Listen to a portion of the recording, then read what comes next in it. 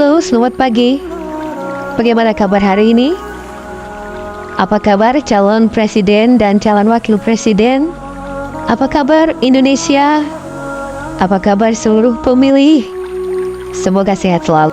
Ini kita akan membahas bagaimana mekanisme penetapan pasangan calon presiden dan wakil presiden terpilih. Misalkan pada pemilu 2024 nanti kita memiliki 3 pasangan calon, maka KPU dalam menetapkan pasangan calon terpilih haruslah mereka atau pasangan calon yang memperoleh suara lebih dari 50% dari jumlah keseluruhan suara sah dalam pemilu presiden dan wakil presiden sebagai pasangan calon terpilih. Tentu ada syarat lain ya. Yang pertama, pasangan ini harus memperoleh paling sedikit 20% suara sah di setiap provinsi. Selanjutnya, perolehan suara sah tersebar di lebih dari 50% jumlah provinsi di Indonesia. Nah, terus bagaimana jika situasi tidak ada pasangan calon yang memenuhi ketentuan di atas? Misalnya, tidak memperoleh paling sedikit 20% suara sah di setiap provinsi, juga tidak memiliki perolehan suara sah tersebar di lebih dari 50% provinsi di Indonesia. Ini kita berandai-andai ya, misalnya. Maka KPU menetapkan 2 dari 3 pasangan itu, 2 saja yang dilihat perolehan suara terbanyak pertama dan suara terbanyak kedua untuk dipilih kembali oleh rakyat secara langsung dalam pemilu presiden dan wakil presiden putaran kedua.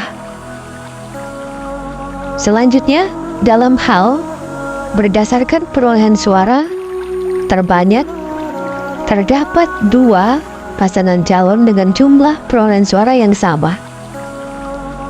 Misalnya tadi ada 3 ya, tapi ada 2 yang sama.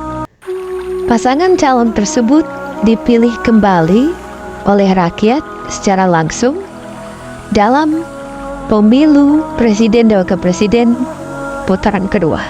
Tentu untuk mengetahui bagi mereka yang sama perolehan suara ini, mesti dilihat persebaran wilayah perolehan suara yang lebih luas secara berjenjang. Tentu dengan melihat perolehan suara yang lebih luas